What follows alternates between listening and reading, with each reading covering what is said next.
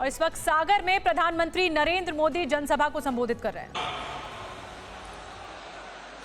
श्रीमान मंगूभाई पटेल, मुख्यमंत्री श्रीमान शिवराज सिंह चौहान, केंद्रीय कैबिनेट के मेरे सहयोगी श्री वीरेंद्र खटीक जी, ज्योतिरादित्य सिंधिया जी, प्रहलाद पटेल जी,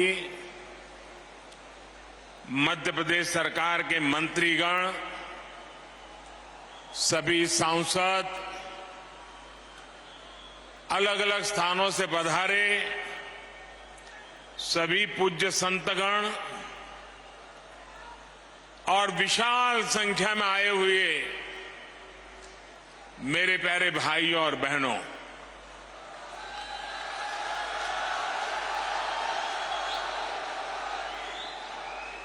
सागर की धरती, संतों का सानिध्य,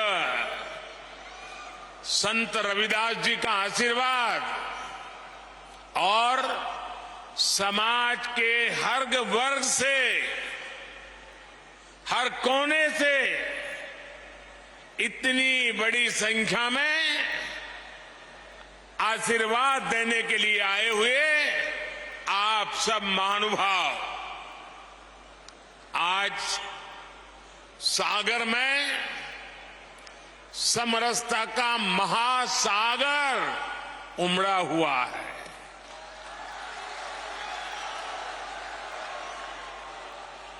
देश की इसी साझी संस्कृति को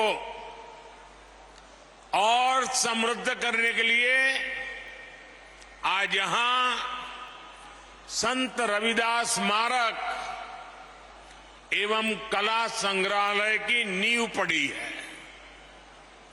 संतों की कृपा से कुछ देर पहले मुझे इस पवित्र स्मारक के भूमि पूजन का पुण्य अवसर मिला है और मैं काशी का सांसद हूं और इसलिए ये मेरे लिए दोहरी खुशी का अवसर है और पूज्य संत रविदास जी के आशीर्वाद से मैं विश्वास से कहता हूं कि आज मैंने शिलान्यास किया है, 1-1.5 साल के बाद मंदिर बन जाएगा तो लोकार्पण के लिए भी मैं जरूर आऊंगा। और संत रविदास जी मुझे यहां अगली बार आने का मौका देने ही वाले हैं। मुझे बनारस में संत रविदास जी की जन्मस्थली पर जाने का कई बार सौभाग्य मिला है और अब आज मैं यहां आप सबके सानिध्य में हूं। मैं आज सागर की इस धरती से संत शिरोमणि पूज्य रविदास जी के चरणों में नमन करता हूं, उन्हें प्रणाम करता हूं। भाइयों और बहनों, संत रविदास स्मारक एवं संग्रहालय में भव्यता भी होगी और दिव्यता भी होगी। ये दिव्यता रविदास जी की उन शिक्षाओं से आएगी जिन्हें आज इस स्मारक की नींव में जोड़ा गया है, गढ़ा गया है। समरसता की भावना से ओतप्रोत 20,000 से ज्यादा गांवों की, 300 से ज्यादा नदियों की मिट्टी आज इस स्मारक का हिस्सा बनी है। एक मुट्ठी मिट्टी के साथ साथ एमपी के लाखों परिवारों ने समरसता भोज के लिए एक एक मुट्ठी अनाज भी भेजा है। इसके लिए जो 5 समरसता यात्राएं चल रही थी, आज उनका भी सागर की धरती पर समागम हुआ है। और मैं मानता हूं कि ये समरसता यात्राएं यहां खत्म नहीं हुई हैं, बल्कि यहां से सामाजिक समरसता के एक नए युग की शुरुआत हुई है। मैं इस कार्य के लिए मध्य प्रदेश सरकार का अभिनंदन करता हूं, मुख्यमंत्री भाई शिवराज जी का अभिनंदन करता हूं और आप सभी को बधाई देता हूं। साथियों, प्रेरणा और प्रगति जब एक साथ जुड़ते हैं तो एक नए युग की नींव पड़ती है। आज हमारा देश, हमारा एमपी इसी ताकत के साथ आगे बढ़ रहा है। इसी क्रम में आज यहां कोटा बीना सेक्शन पर रेल मार्ग के दोहरीकरण का भी लोकार्पण हुआ है। नेशनल हाईवे पर 2 महत्वपूर्ण मार्गों का शिलान्यास भी किया गया है। विकास के ये काम सागर और आसपास के लोगों को बेहतर सुविधा देंगे। इसके लिए मैं यहां के सभी भाई बहनों को बहुत बहुत शुभकामनाएं देता हूं। साथियों, संत रविदास स्मारक और संग्रहालय की नींव एक ऐसे समय में पड़ी है जब देश ने अपनी आजादी के 75 वर्ष पूरे किए हैं। अब अगले 25 वर्षों का अमृत काल हमारे सामने है। अमृत काल में हमारी जिम्मेदारी है कि हम अपनी विरासत को भी आगे बढ़ाएं और अतीत से सबक भी लें। एक राष्ट्र के रूप में हमने हजारों वर्षों की यात्रा की है। इतने लंबे कालखंड में समाज में कुछ बुराइयां आना भी स्वाभाविक है। ये भारतीय समाज की ही शक्ति है कि इन बुराइयों को दूर करने वाला समय समय पर कोई महापुरुष, कोई संत, कोई औलिया इसी समाज से निकलता रहा है। रविदास जी ऐसे ही महान संत थे। उन्होंने उस कालखंड में जन्म लिया था जब देश पर मुगलों का शासन था। समाज अस्थिरता, उत्पीड़न और अत्याचार से जूझ रहा था। उस समय भी रविदास जी समाज को जागृत कर रहे थे, समाज को जगा रहे थे। वो उसे उसकी बुराइयों से लड़ना सिखा रहे थे। संत रविदास जी ने कहा था, जात पात के फेर मही, जात पात के फेर मही, उर्जी रही सब लोग, मनुष्यता को खात हुई, रैदास जात कर रोग। अर्थात सब लोग जात पात के फेर में उलझे हैं और ये बीमारी मानवता को खा रही है। वो एक तरफ सामाजिक कुरीतियों के खिलाफ बोल रहे थे तो दूसरी तरफ देश की आत्मा को झकझोर रहे थे। जब हमारी आस्थाओं पर हमले हो रहे थे, हमारी पहचान मिटाने के लिए हम पर पाबंदियां लगाई जा रही थी, तब रैदास जी ने कहा था, उस समय मुगलों के कालखंड में, ये हिम्मत देखिए, ये राष्ट्रभक्ति देखिए। रैदास जी ने कहा था, पराधीनता पाप है, जान लेहु रे मीत, रैदास पराधीन सो, कौन करे है प्रीत। यानी पराधीनता सबसे बड़ा पाप है। जो पराधीनता को स्वीकार कर लेता है, उसके खिलाफ जो लड़ता नहीं है, उससे कोई प्रेम नहीं करता। एक तरह से उन्होंने समाज को अत्याचार के खिलाफ लड़ने का हौसला दिया था। इसी भावना को लेकर छत्रपति वीर शिवाजी महाराज ने हिंदवी स्वराज की नींव रखी थी।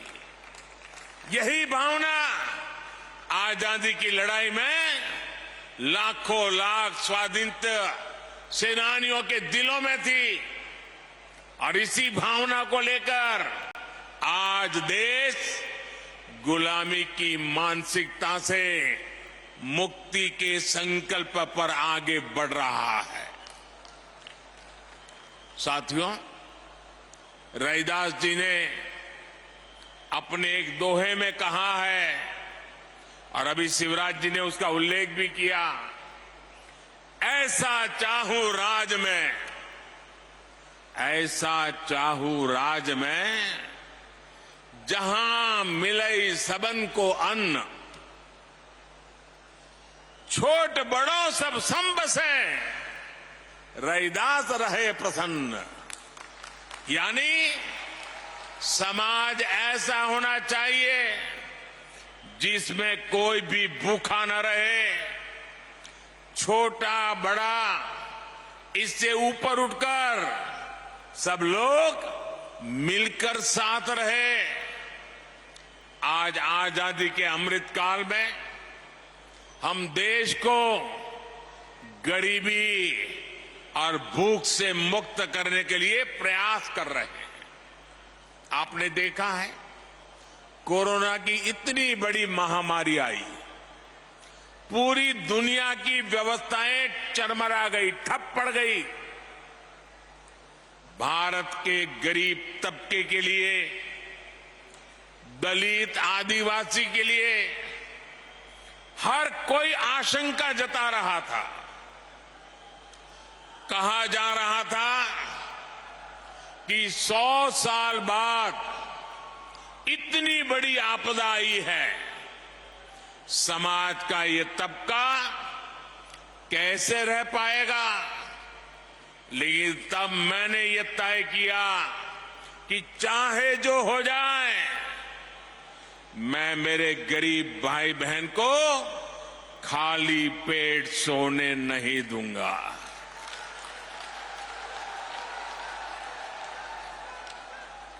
दोस्तों, मैं भली भांति जानता हूं कि भूखे रहने की तकलीफ क्या होती है। मैं जानता हूं कि गरीब का स्वाभिमान क्या होता है। मैं तो आपके ही परिवार का सदस्य हूं। आपका सुख दुख समझना मुझे किताबें नहीं ढूंढनी पड़ती। इसलिए ही हमने प्रधानमंत्री गरीब कल्याण अन्न योजना शुरू की 80 करोड़ से ज्यादा लोगों को मुफ्त राशन सुनिश्चित किया। और आज देखिए, हमारे इन प्रयासों की तारीफ पूरी दुनिया में हो रही है। साथियों, आज देश गरीब कल्याण की जितनी भी बड़ी योजनाएं चला रहा है, उसका सबसे बड़ा लाभ दलित, पिछड़ा, आदिवासी समाज को ही हो रहा है। आप सब अच्छे से जानते हैं, पहले की सरकारों के समय जो योजनाएं आती थी, वो चुनावी मौसम के हिसाब से आती थी। लेकिन हमारी सोच है कि जीवन के हर पड़ाव पर देश दलित, वंचित, पिछड़े, आदिवासी, महिलाएं, इन सब के साथ खड़ा हो। हम उनकी आशाओं, आकांक्षाओं को सहारा दें। आप देखिए, जरा योजनाओं पर नजर करेंगे तो पता चलेगा। बच्चे के जन्म का समय होता है तो मातृ वंदना योजना के जरिए गर्भवती माता को 6,000 रुपये दिए जाते हैं ताकि मां बच्चा स्वस्थ रहे।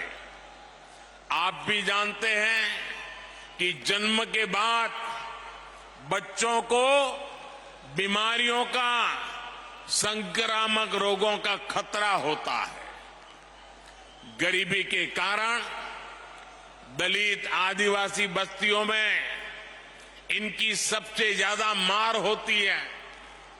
आज नवजात बच्चों की पूरी सुरक्षा के लिए मिशन इंद्रधनुष चलाया जा रहा है। बच्चों को सभी बीमारियों से बचने के लिए टीका लगे, ये चिंता सरकार करती है। मुझे संतोष है कि बीते वर्षों में 5.5 करोड़ से अधिक माताओं और बच्चों का टीकाकरण किया जा चुका है।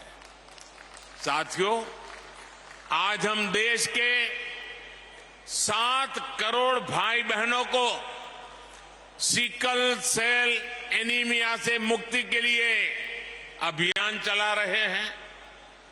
देश को 2025 तक टीबी मुक्त बनाने के लिए काम हो रहा है। कालाजार और दिमागी बुखार का प्रकोप धीरे धीरे कम हो रहा है। इन बीमारियों से सबसे ज्यादा दलित, वंचित, गरीब परिवार वही इसके शिकार होते थे। इसी तरह अगर इलाज की जरूरत होती है तो आयुष्मान योजना के जरिए अस्पतालों में मुफ्त इलाज की व्यवस्था की गई है। लोग कहते हैं मोदी कार्ड मिल गया है, 5 लाख रुपए तक अगर कोई बीमारी को लेकर के बिल चुकाना है तो ये आपका बेटा कर देता है। साथियों, जीवन चक्र में पढ़ाई का बहुत महत्व है। आज देश में आदिवासी बच्चों की पढ़ाई के लिए अच्छे स्कूलों की व्यवस्था हो रही है। आदिवासी क्षेत्रों में 700 एकलव्य आवासीय स्कूल खोले जा रहे हैं। उन्हें सरकार पढ़ाई के लिए किताबें देती है, स्कॉलरशिप देती है। मिड डे मील की व्यवस्था को बेहतर बनाया जा रहा है ताकि बच्चों का अच्छा पोषण वाला खाना मिले। बेटियों के लिए सुकन्या समृद्धि योजना शुरू की गई है ताकि बेटियां भी बराबर से और बराबरी से आगे बढ़े। स्कूल के बाद हायर एजुकेशन में जाने के लिए एससी, एसटी, ओबीसी युवा युवतियों के लिए अलग से स्कॉलरशिप की व्यवस्था की गई है। हमारे युवा आत्मनिर्भर बने, अपने सपनों को पूरा कर सके, इसके लिए मुद्रा लोन जैसी योजनाएं भी शुरू की गई हैं। मुद्रा योजना के अब तक जितने लाभार्थी हैं उनमें बड़ी संख्या में एससी, एसटी समाज के ही मेरे भाई बहन हैं और सारा पैसा बिना गारंटी दिया जाता है। साथियों, एससी, एसटी समाज को ध्यान में रखकर हमने स्टैंड अप इंडिया योजना भी शुरू की थी। स्टैंड अप इंडिया के तहत एससी, एसटी समाज के युवाओं को 8,000 करोड़ रुपए की आर्थिक सहायता मिली है। 8,000 करोड़ रुपए ये हमारे एससी, एसटी समाज के नौजवानों के पास गए हैं। हमारे बहुत से आदिवासी भाई बहन वन संपदा के जरिए अपना जीवन यापन करते हैं।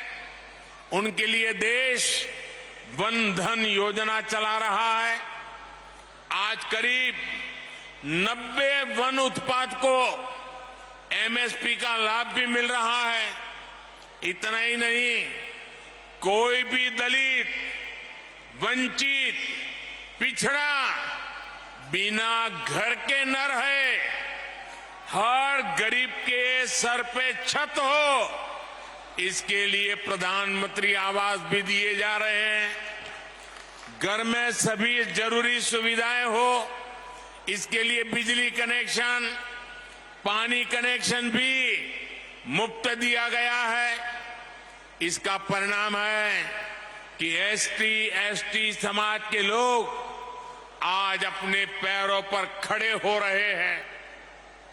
उन्हें बराबरी के साथ समाज में सही स्थान मिल रहा है। साथियों, सागर एक ऐसा जिला है जिसके नाम में तो सागर है ही, इसकी एक पहचान 400 एकड़ की लाखा बंजारा झील से भी होती है। इस धरती से लाखा बंजारा जैसे वीर का नाम जुड़ा है। लाखा बंजारा ने इतने वर्ष पहले पानी की अहमियत को समझा था, लेकिन जिन लोगों ने दशकों तक देश में सरकारें चलाई, उन्होंने गरीबों को पीने का पानी पहुंचाने की जरूरत भी नहीं समझी। ये काम भी जल जीवन मिशन के जरिए हमारी सरकार जोरों पर कर रही है। आज दलित बस्तियों में, पिछड़े इलाकों में, आदिवासी क्षेत्रों में पाइप से पानी पहुंच रहा है। ऐसे ही लाखा बंजारा की परंपरा को आगे बढ़ाते हुए हर जिले में 75 अमृत सरोवर भी बनाए जा रहे हैं। ये सरोवर आजादी की भावना का प्रतीक बनेंगे, सामाजिक समरसता का केंद्र बनेंगे। साथियों, आज देश का दलित हो, वंचित हो, पिछड़ा हो, आदिवासी हो, हमारी सरकार उन्हें उचित सम्मान दे रही है, नए अवसर दे रही है। न इस समाज के लोग कमजोर हैं, न इनका इतिहास कमजोर है। एक से एक महान विभूतियां समाज के इन वर्गों से निकल कर आई हैं। उन्होंने राष्ट्र के निर्माण में असाधारण भूमिका निभाई है। इसलिए आज देश इनकी विरासत को भी गर्व के साथ सहेज रहा है। बनारस में संत रविदास जी की जन्मस्थली पर मंदिर का सौंदर्यीकरण किया गया। मुझे खुद उस कार्यक्रम में जाने का सौभाग्य मिला। यहां भोपाल के गोविंदपुरा में जो ग्लोबल स्किल पार्क बन रहा है, उसका नाम भी संत रविदास के नाम पर रखा गया है। बाबा साहब के जीवन से जुड़े प्रमुख स्थानों को भी पंच तीर्थ के रूप में विकसित करने का जिम्मा हमने उठाया है। इसी तरह आज देश के कई राज्यों में जनजातीय समाज के गौरवशाली इतिहास को अमर करने के लिए म्यूजियम बन रहे हैं।